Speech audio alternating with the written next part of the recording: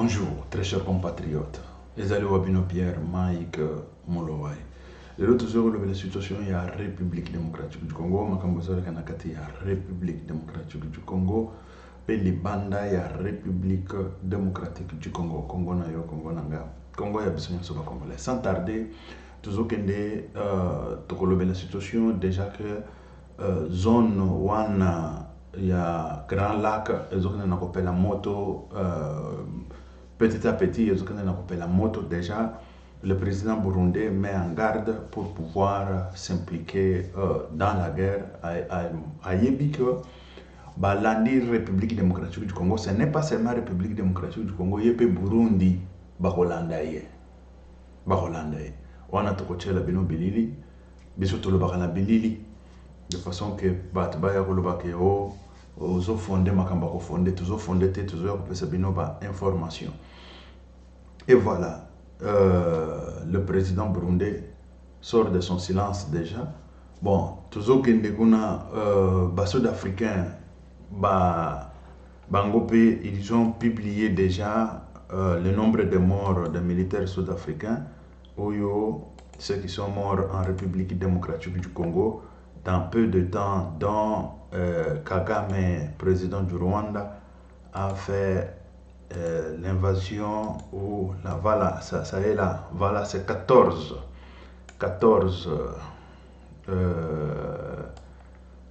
éléments qui sont morts en République démocratique du Congo.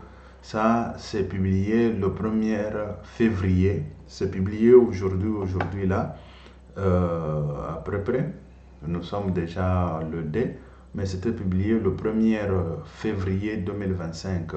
Voilà, ces 14 éléments qui sont morts, 14 militaires sud-africains qui sont morts en République démocratique du Congo. Voilà, le vaillant guerrier qui sont venus donner la paix en Afrique centrale, spécialement dans l'est de la République démocratique du Congo. Ils ont laissé leur vie là-bas.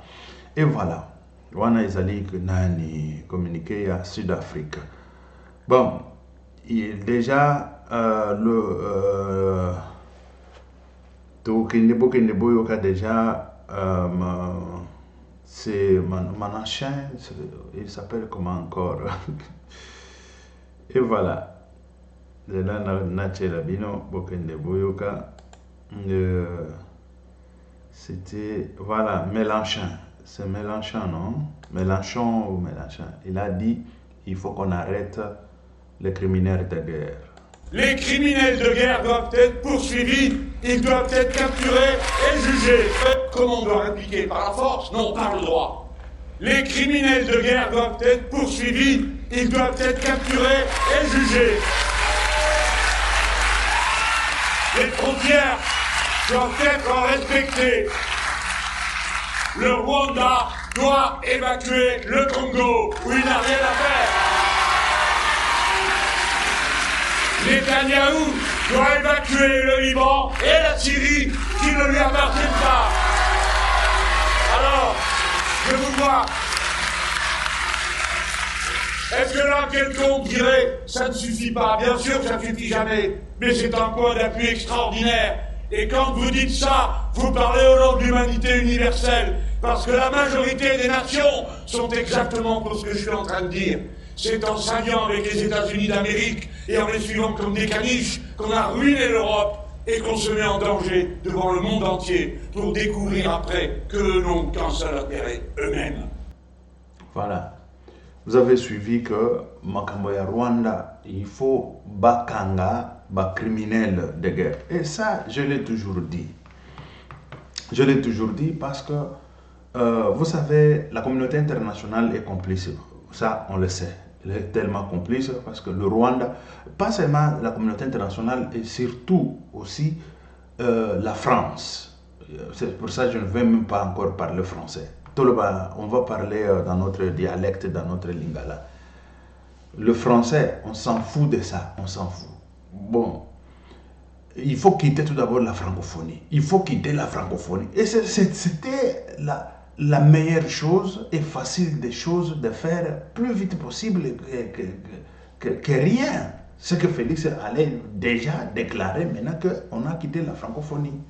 On quitte la francophonie et c'est fini. C'est un pays avec 100 millions d'habitants, un pays francophone, au moins un grand pays francophone. On va quitter. Le Rwanda lui-même a quitté la francophonie, non? A quitté la francophonie. Mais la présidence de la francophonie, on a donné au Rwanda. Il faut quitter la francophonie. On ne parle plus en français. On va parler dans nos dialectes. Voilà. Bon, mon situation yangoan. Il faut tout le monde la francophonie. Makamba français wan abou pia toboy. Ce n'est pas que nous sommes incapables de pouvoir parler français. Moi, j'ai étudié français 2 ans dans une école supérieure en Espagne. Là, on étudiait, c'était l'espagnol. Mais je suis allé dans une école supérieure, une école de français, des langues françaises. On a appris. Mais écoutez, ce n'est pas parce que nous sommes incapables de parler français ou nous sommes incapables d'assimiler la matière en français, mais non. Ou nous sommes, je ne sais pas comment, mais non, c'est parce que nous avons nos langues, nos dialectes, on va quitter la francophonie. Point barre. Voilà. Bon, situation yangoana, il faut tolongo francophonie, tolongwe kutu. Attention que Félix a l'ingité, parce que Félix, c'est ça le grand problème. Il n'est pas du tout responsable. Il n'est pas du tout responsable. Au lieu de décision ferme et tout ça. Non, lui, il regarde, je ne sais pas quoi. Même la coopération, ce n'est pas ça. Hein. Parfois, il faut prendre des mesures, il faut prendre au moins des choses, parce que c'était déjà une insulte de donner la francophonie, la présidence de la francophonie au Rwanda. Le Rwanda qui n'est même pas encore un pays francophone. Il faut quitter cette merde-là. Hein? Il faut quitter cette merde-là. Bon. Wana tokei shukuyu na situation.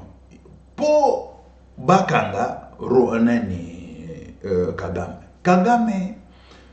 Kagame, il fait des forfaits. Il commet des forfaits. Azo sala bambeba. Matin, midi, soir.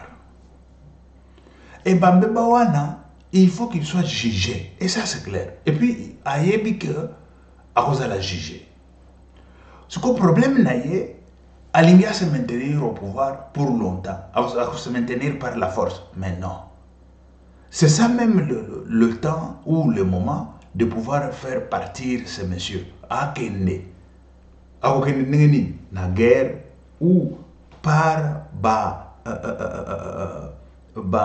plainte ou cause là partout ailleurs. Partout où il faut porter plainte à ces messieurs, il faut le porter. Il faut porter plainte. Parce que ce monsieur-là, il ne restera pas impuni. Mais non. Il ne restera pas impuni. Une fois, mbala sim, parce que dans l'ingolo, tolongo va francophonie.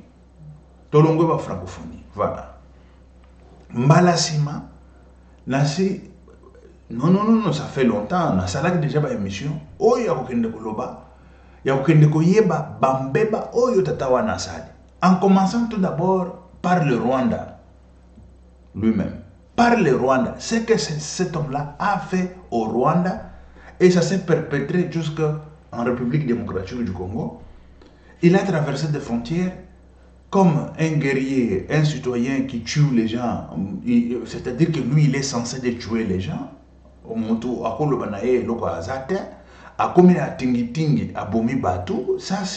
Ça, déjà, ça remonte de 2003, 2001, je ne sais pas, 98, 99, 2000, 2001, 2002, 2003. Il y a déjà banani ezalaka déjà na ONU kuna oyo yaba oba benga kaba crime ya crime de guerre na ba crime contre l'humanité. Mais le monsieur, il voyage et puis il vient en France, il terrorise même la France. Il a commencé tout d'abord par quitter la francophonie et d'aider la coopération avec la France. Rwanda, c'est quoi? Même s'il ne coopère pas avec la France. Et maintenant, la France, il cherche un petit pays là pour sacrifier la République démocratique du Congo, un géant, un grand pays francophone, mais à sacrifier en gros. Mais dit, il faut quitter la merde là, il faut quitter la merde là le plus vite possible. Le plus vite possible. Il faut quitter la merde là le plus vite possible. Quand je dis la merde, c'est la francophonie. Il faut quitter. Il faut que l'on. Il faut que l'on. Donc, kuna ta nani Mélenchon comme président. Dès tout la francophonie. Mais pour le moment, il faut quitter la francophonie. Il faut quitter la francophonie. Il faut que bim. Bambeba tata wana sali. Mais c'est grave. Grave. Quand je vous dis que grave, c'est grave. Je n'ai jamais vu quelqu'un. En Afrique, Hitler, c'est lui. Hitler en Afrique, c'est Kagame. Mais situation les autres continuent à boyer. Il n'y a personne qui dit quelque chose. Mais c'est quoi ça comme histoire? Il vient avec des prétextes, il y a génocide et tout ça. Génocide, c'est quoi? Génocide, c'est quoi? Parce que quand on parle de génocide, c'est lui-même les précurseurs des génocides au Rwanda. C'est lui le précurseur. Mais quand il parle de génocide, quelqu'un qu'il faut arrêter pour mettre en prison pour ce génocide qui s'est fait au Rwanda, c'est Paul Kagame. Mais oui, il n'y a pas d'autre personne. Quand on a établi le tribunal d'Arusha, mais le tribunal d'Arusha, quand nous sommes en train de lire l'historique ou le programme du tribunal, le tribunal a convoqué Paul Kagame. Mais c'est la communauté internationale ici que vous voyez. Quand on vous parle de la communauté internationale, il y a la France, il y a les États-Unis, il y a tout ça. Ils ont critiqué le tribunal d'Arusha. Et le tribunal d'Arusha a baissé ses gardes. Le tribunal d'Arusha a baissé ses gardes. On est allé juger les innocents, on les a mis en prison, tant que le précurseur des génocides, c'est lui-même Paul Kagame, il est là, il n'a jamais été tracassé, ni convoqué, ni jugé, ni quoi que ce soit. Et puis on le reçoit dans des pays occidentaux sur les tapis rouges. Mais ça c'est une insulte. Ça c'est une insulte à la justice, c'est une insulte aux chartes des Nations Unies, insulte aussi à la déclaration des droits humains des Roms, voilà. La déclaration des droits de l'homme de Rome, et c'est une insulte aussi vis-à-vis du peuple congolais. Et c'est ça. Mais ce monsieur-là, parce que dans la résolution des conflits, nous avons étudié, dans la résolution des conflits, il y a plusieurs types d'éviter les problèmes. C'est ce qu'on a toujours appelé l'évasion. Quand on parle dans la résolution des conflits, l'évasion, c'est éviter les problèmes. Et quand les problèmes veulent venir, tu peux les éviter. Et surtout, le précurseur, quand on parle de précurseur, c'est celui qui commence. Quand quelqu'un commence quelque chose, il doit tout d'abord réfléchir ou tourner la langue cette fois comme on a toujours dit, pour savoir d'où ça va nous amener. Lorsque vous savez que ça va nous amener au crime, au génocide, au je ne sais pas quoi, il faut arrêter.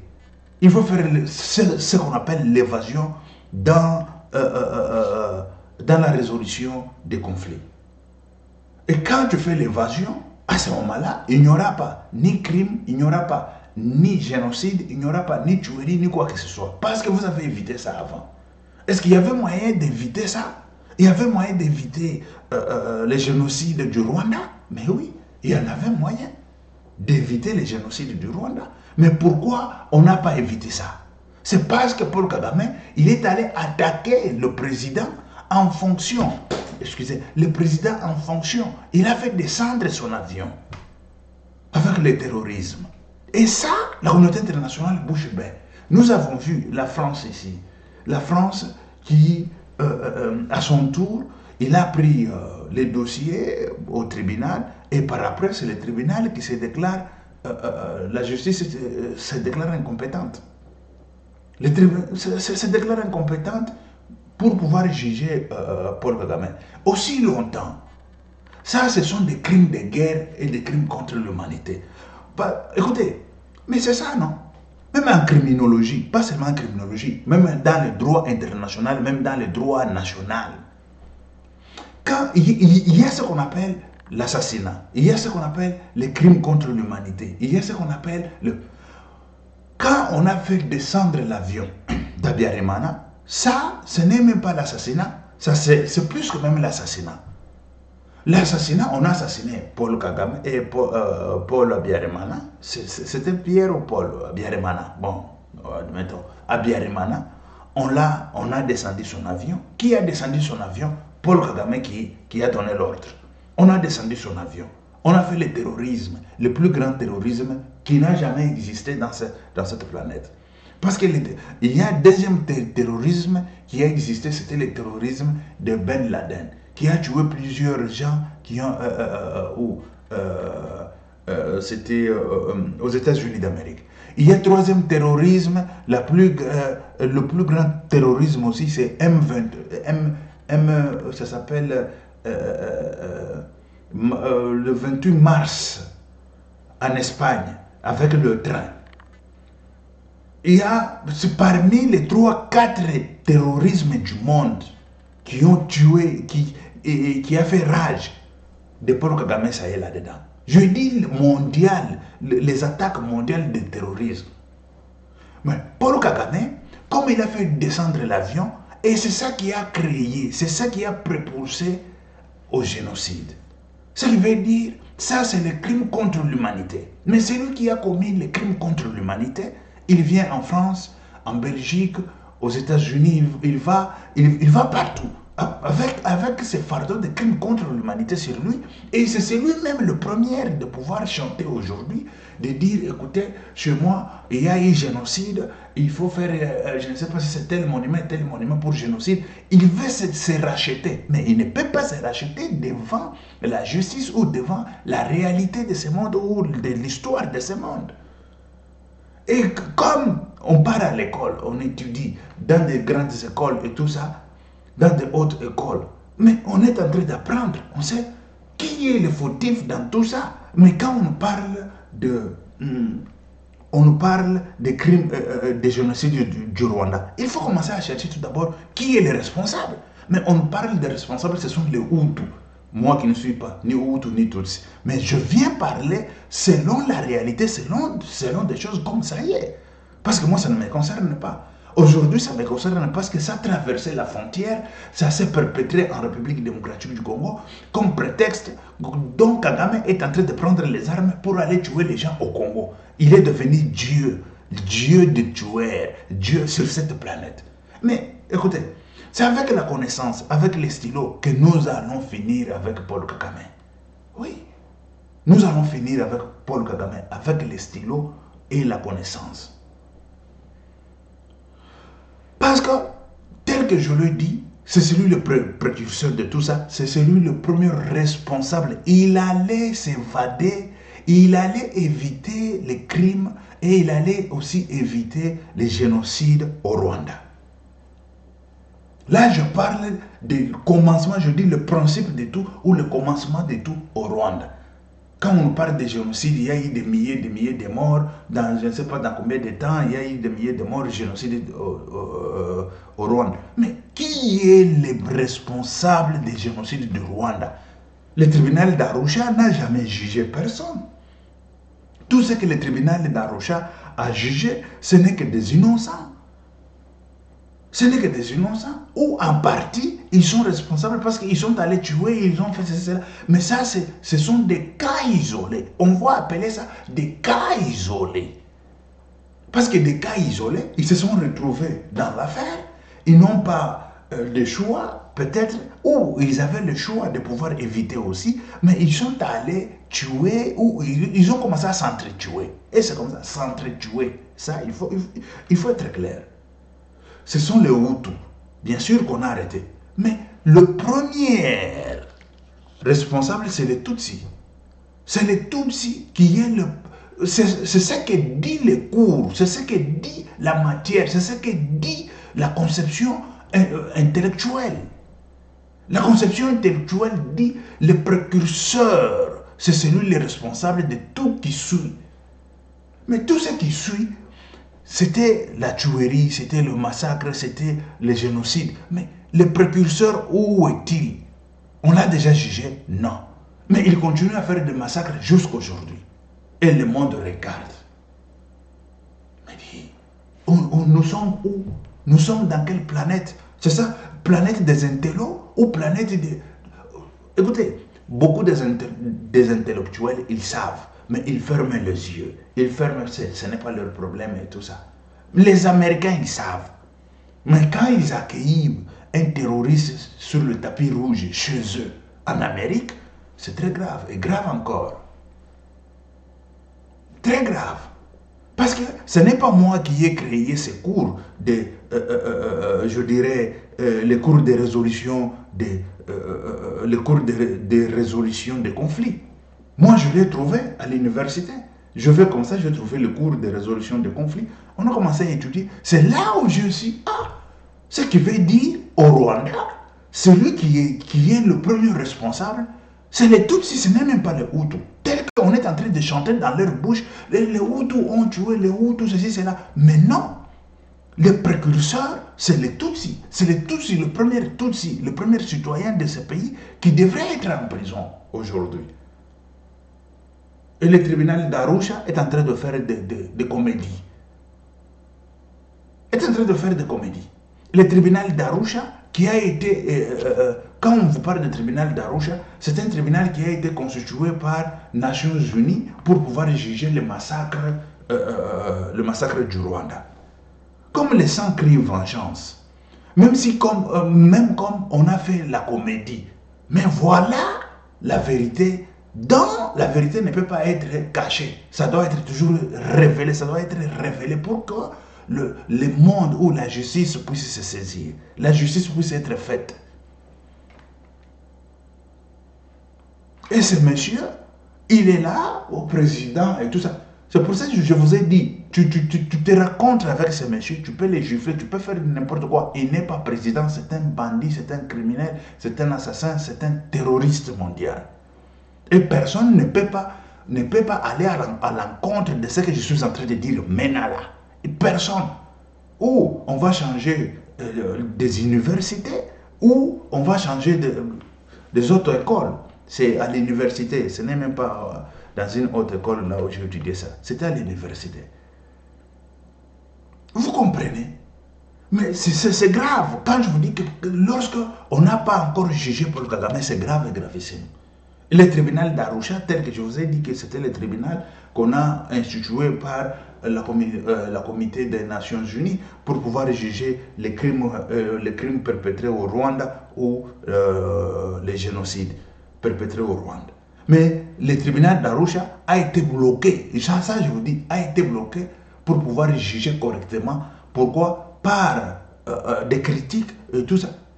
C'est ça que moi je n'arrive pas à comprendre. Les tribunaux aussi, et les juges, les procureurs, tout ce qu'on a établi là, ils ont reculé contre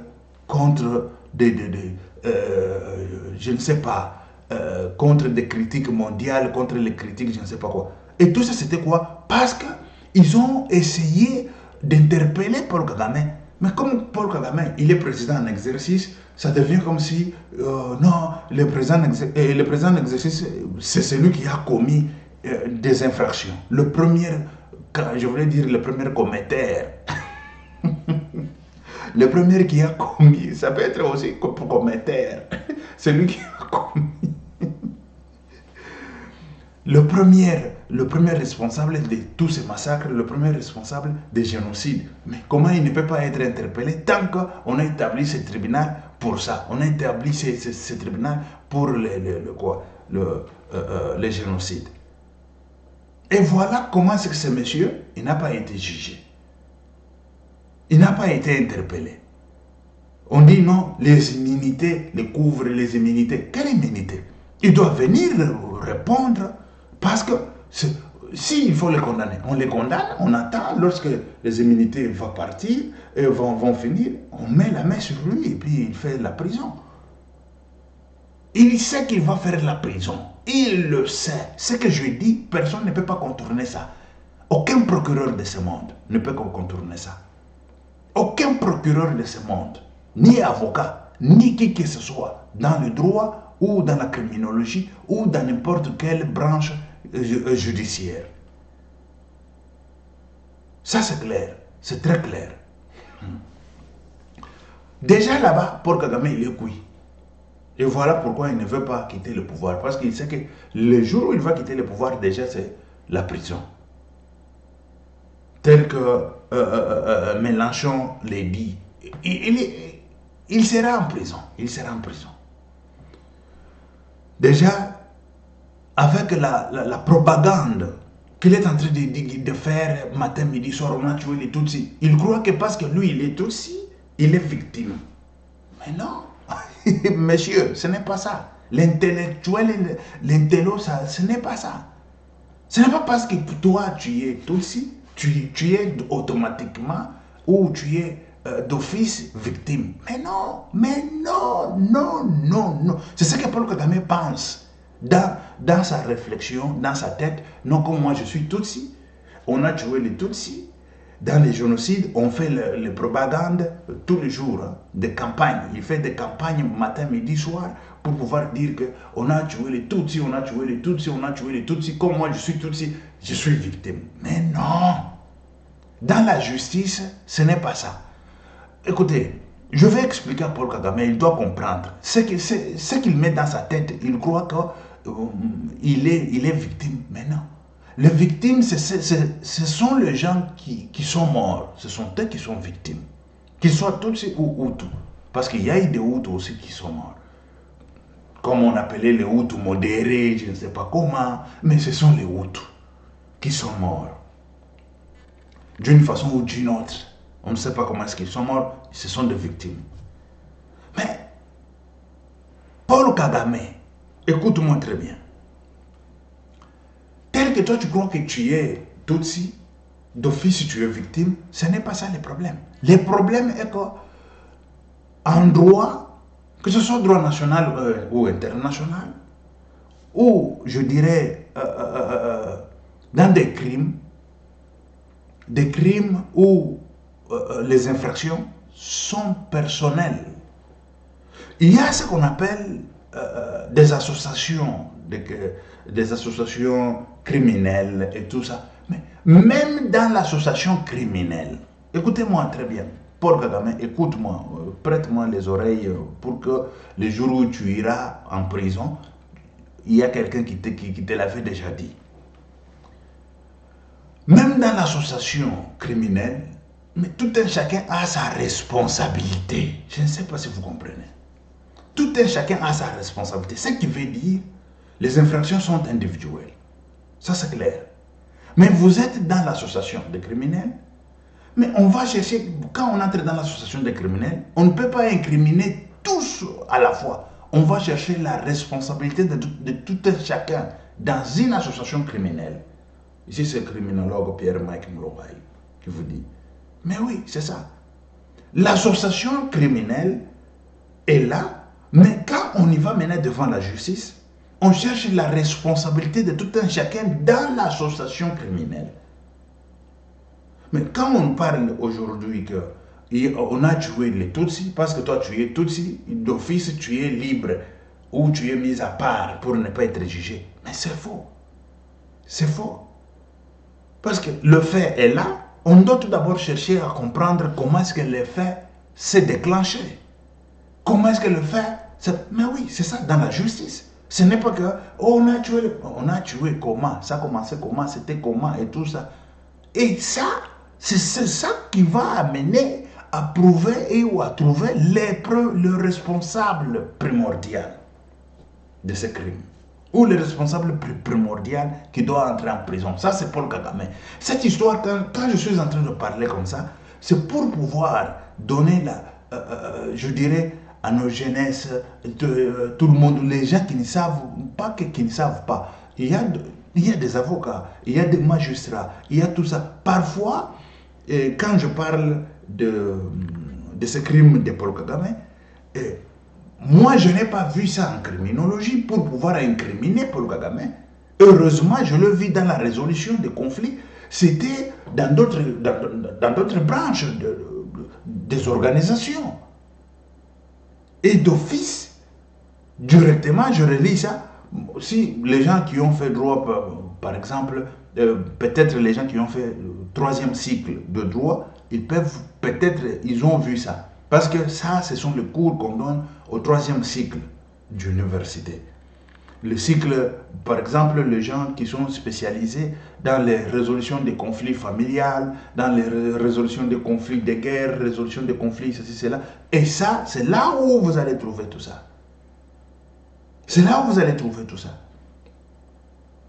Et Paul Kagame, il est le premier responsable. Ce n'est pas parce que lui, il est tout ci. Non, mes chers amis, très chers compatriotes, mes chers amis, très chers Africains, Paul Kagame, il est responsable de massacres ou des génocides qui s'est passé au Rwanda. C'est lui le premier responsable. C'est lui le premier responsable. Je ne dis pas parce que c'est la calomnie ou la haine contre Paul Kagame, mais non. La réalité est là. Et il faut parler la réalité. Il faut que tout le monde sache la réalité. Il faut que tout le monde soit au courant de la réalité, de la vérité qui s'est passé au Rwanda. Pourvu que le jour où on va arrêter ce monsieur, on va dire, mais comment on a tué les Tutsis, mais lui il était Tutsi, comment on l'a arrêté? Les gens ils seront stupéfaits. Ils seront stupéfaits de voir on a arrêté un Tutsi, mais ici on parle des génocides des Tutsis. Et c'est dans les contextes-là que lui, il est en train de faire la campagne des massacres de Tutsis. Ou il est en train de faire la campagne, quand je parle de la campagne de propagande, on a massacré les Tutsis, on a tué les Tutsis, il y a eu génocide des Tutsis et tout ça. Mais le génocide, ce n'était pas génocide seulement des Tutsis, c'était génocide des Rwandais. Même s'il y avait quelques-uns des Hutus qui étaient morts, vous ne pouvez pas attribuer ça aux Tutsis. Vous ne pouvez pas attribuer le génocide aux Tutsis. Et ça, c'est grave. Et dans le mémorial, tel qu'on le fait au Rwanda, moi, je n'ai pas le droit d'aller au Rwanda pour pouvoir changer le mémorial rwandais ou je ne sais pas quoi. Mais ce que je dis est vrai. Dans le mémorial, normalement, il faut qu'on dise les génocides des Rwandais qui s'est passé au Rwanda. Ce n'est pas les génocides des Tutsis. Et ça, ils ont vendu ça. Le mensonge de Paul Kagame, la manipulation de Paul Kagame et la propagande de Paul Kagame. Il a attribué ça, il a vendu ça sur la toit des communautés internationales. On parle de massacre de Tutsis. Mais non, il faut changer les mémorials. Parce qu'il faut que la vérité soit dite. Le mémorial sur le mensonge, ça ne peut pas tenir. Ça ne peut pas tenir. Le mémorial du Rwanda, de massacre du Rwanda ou des génocides du Rwanda, ça doit être appelé les génocides de Rwandais. Parce qu'il y a eu les Hutus qui étaient morts là, et d'autres petits tribus, je ne sais pas, 3e tribu là, c'est quoi. Et eux aussi, ils étaient morts là. On ne doit pas attribuer ça aux Tutsis seulement. On ne peut pas attribuer ça aux Tutsis seulement. Ça, c'est faux et archi-faux. Quand je dis faux et archi-faux, pouvez-vous me donner le pourcentage de Tutsis qui étaient morts et le pourcentage de Hutus qui étaient morts? On ne sait même pas combien de Hutus qui étaient morts et combien de Tutsis qui étaient morts. Mais tout ce que nous savons, dans tout ce que le monde sait, voilà, dans tout ce que le monde sait, est que il y a eu des morts. Mais on ne sait pas des morts là, on nous parle de Tutsis. Mais l'avion qui était descendu là, Biarimana était Tutsi. C'est là où ça a commencé. Tout ça a commencé là-bas. Est-ce que Biarimana était Tutsi? Biarimana n'était pas Tutsi. Et c'est là où ça a commencé. Où la mort de Biarimana, vous voulez l'enlever dans les génocides du Rwanda. La mort de Biarimana. Parce que tout a commencé avec la mort de Biarimana. Les mémorials basés sur le mensonge, ça doit être banni. Les mémorials rwandais des Tutsis, on a massacré les Tutsis. Non, on a massacré les Rwandais. Il y a eu les génocides de Rwandais. Point. Et ça, c'est le premier point. Deuxième point, qui peut faire encore arrêter ces messieurs. Parce qu'au Rwanda, il y a des problèmes des ethnies. Ça, on le sait tous.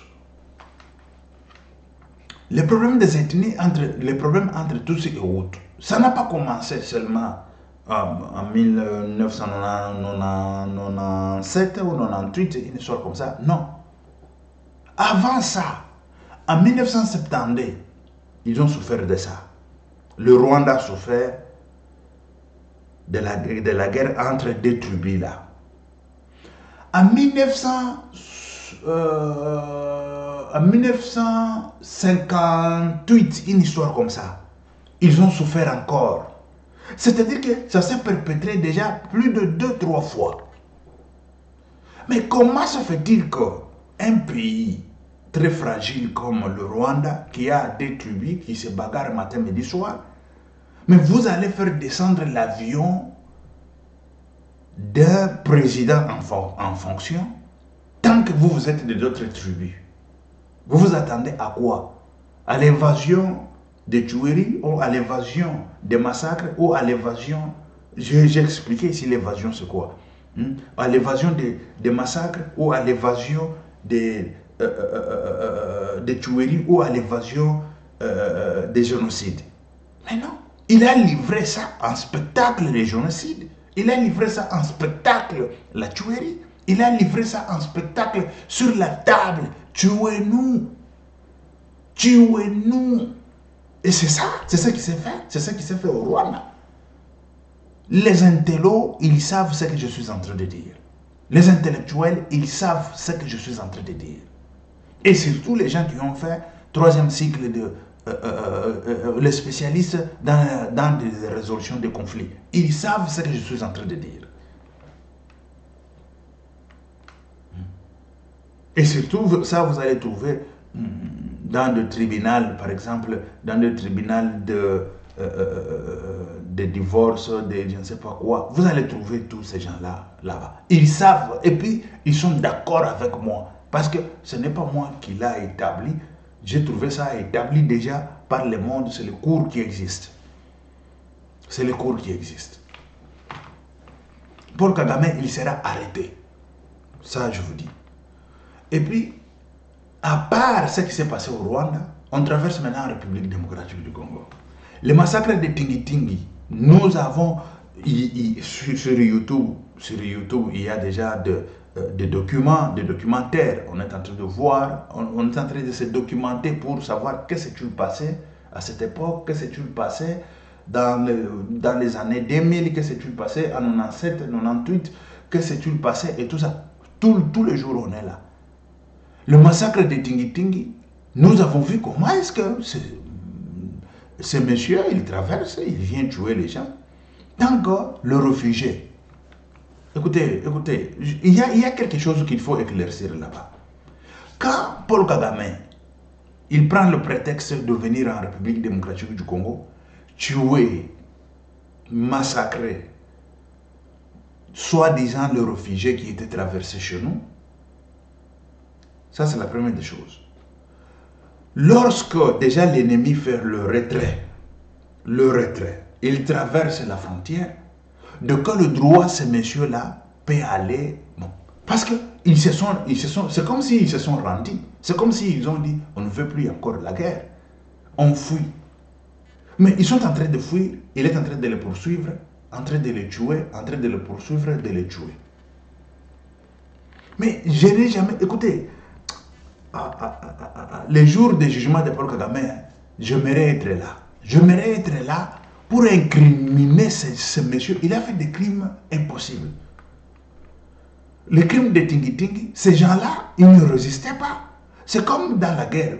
Tout d'abord, ça c'est, je dirais, il a violé tout d'abord les principes de guerre. Les principes de guerre, parce que même dans la guerre, il y a toujours des principes. Dans la guerre, quand vos ennemis, ils se rendent, ils disent qu'ils ne veulent pas combattre, tu n'as pas le droit d'aller leur tuer. Mais c'est ça que Paul Kagame a fait à Tingi-Tingi. Écoutez, j'aimerais être là. Ce monsieur, il ne sortira jamais en prison. Il ne sortira jamais. Parce que tous ces gens-là, ils étaient dans... Bon, s'ils disaient que non, pour sa sécurité. Qui lui a dit pour ta sécurité, tu dois tuer celui qui se rend? Tu dois tuer celui qui ne veut pas combattre la guerre. Tu dois tuer celui qui fuit la guerre. Ça, c'est le crime contre l'humanité. C'est le crime contre, je dirais, les droits humanitaires et les droits aussi des guerres. C'est le crime. C'est le crime. Mais il les a poursuivis, il les a tués, massacrés. Pourquoi? Sous prétexte qu'ils sont armés. Sous prétexte qu'ils sont armés comment? Parce que nous avons vu les enfants, les femmes et tout ça. Mais lorsque nous poursuivons nos recherches, il y a eu des gens, des organisations ou organismes tels que la Croix-Rouge. C'est celui qui a parlé, qui a fait une belle déclaration pour dire que ces gens-là, ils n'étaient pas ni armés ni quoi. Bien sûr qu'il y avait quelques-uns, quand on vous parle de quelques-uns, l'exception de ces gens-là, ils fuyaient la guerre. Mais il est venu tuer les innocents. Mais nous vivons dans quelle planète? Nous vivons où? Pour que ce monsieur-là, qu'il soit encore président et puis être accueilli partout dans le monde. Mais c'est grave. Ce sont des crimes contre l'humanité, les crimes qui n'ont jamais existé. Qui n'ont jamais existé.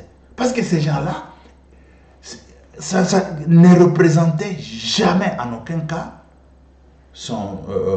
le risque. Parce qu'ils fuyaient, parce qu'ils se sont rendus. C'est ça. Ils se sont rendus. On ne veut pas la guerre, nous on part. On ne veut pas la guerre, nous on part. Ils ont fui. Ils sont partis. Et il les a poursuivis dans d'autres... Il a traversé des frontières. Il a traversé des frontières pour tuer les gens. Kagame, écoutez, je ne sais pas. Je n'ai pas de mots. 50 ans de prison, c'est très peu. À vie, c'est très peu encore. Kagame, au moins, peine de mort, oui. Peine de mort, oui. Parce que ça, ce sont des crimes impossibles. Mais aujourd'hui, par exemple, on parle de 700 morts. Il y a c'est l'ONU qui dit ça, 700 morts. Du 27 au 31, 700 morts. Et les 700 morts-là, le prétexte c'est quoi? De l'autre côté là, il y a FDLR, je ne sais pas si c'est quoi. Oh, et puis, j'ai suivi les gens qui disent, il y a FDLR qui combattent pour la République démocratique du Congo. Moi, je vais demander n'importe quel pays d'Europe. Depuis 1997 et 1999, tous ces gens-là qui avaient 50 ans, 60 ans, déjà, ils sont où? Beaucoup, ils sont déjà morts. Mais les jeunes qui sont nés chez nous, en République démocratique du Congo, parce que leurs parents étaient rwandais, étaient militaires, étaient tout ça, nous devons incriminer ces enfants-là, les crimes de leurs parents. Et pour leur dire que vous ne pouvez pas être dans l'armée congolaise, on ne peut pas vous prendre parce que vous êtes, vos parents étaient rwandais. Dis, vous êtes malade. Pouvez-vous, écoutez, moi je veux tout d'abord demander, parmi cette génération ici qui combat, on peut nous démontrer les gens de 80 ans qui combattent là-bas? Il n'y en a pas. Les gens de 70 ans qui combattent là-bas, il n'y en a pas. 60 ans, il n'y en a pas. Tous ce sont les jeunes.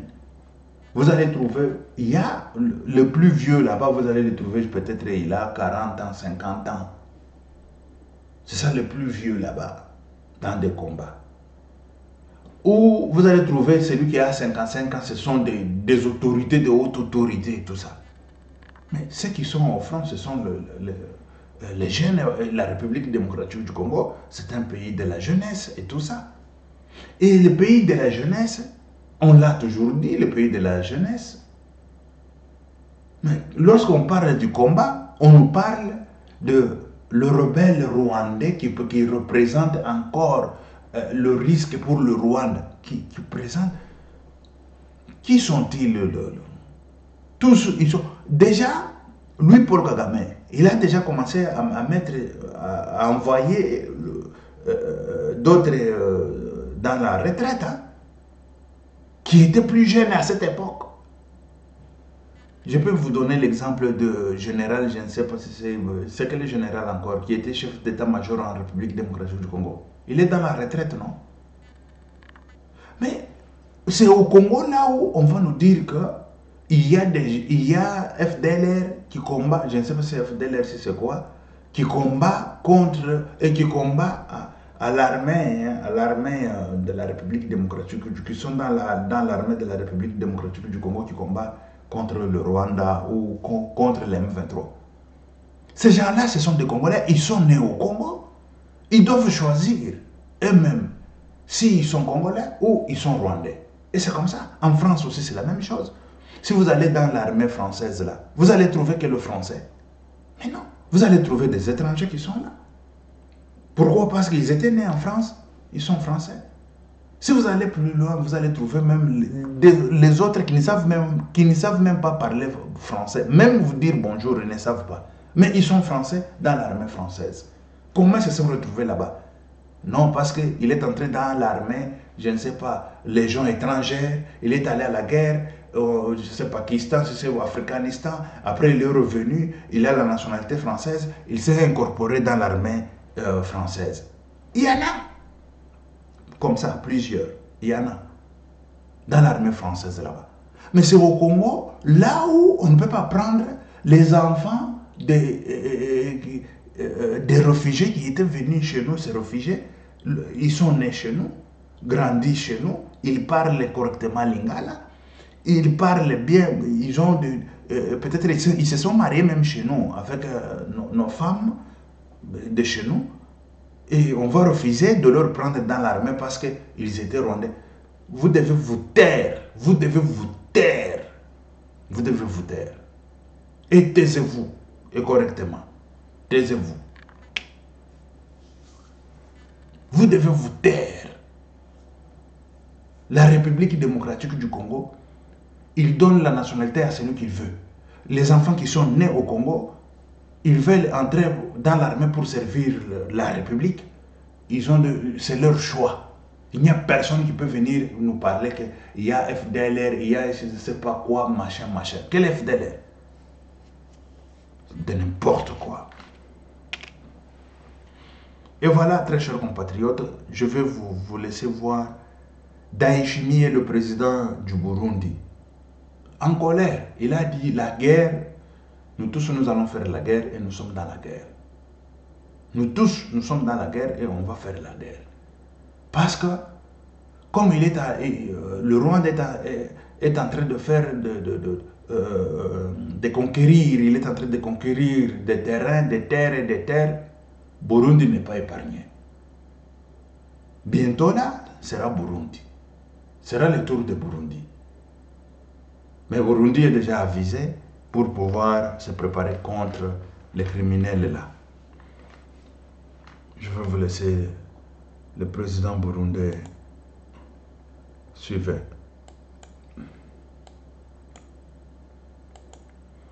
Maintenant, je cherche un peu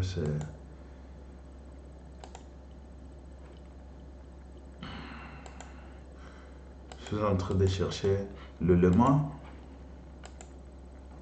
Je crois que c'était à la main ici, malheureusement non. Attendez, ouais.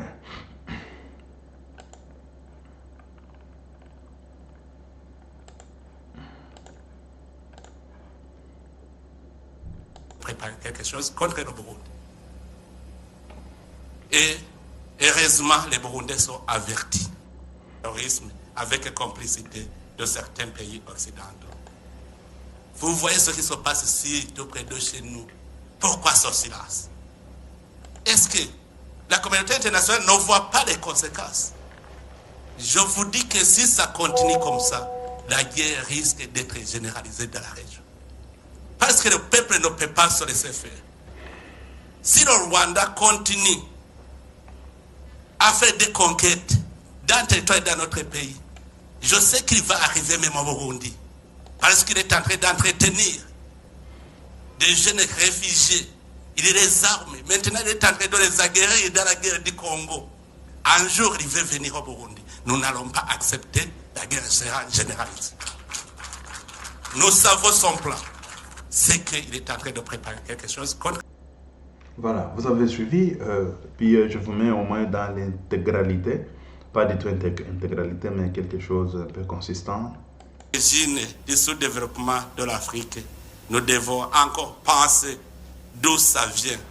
Pourquoi les pays africains, qui pourtant ont le potentiel économique important, sont emplois pour des guerres et du terrorisme avec complicité de certains pays occidentaux?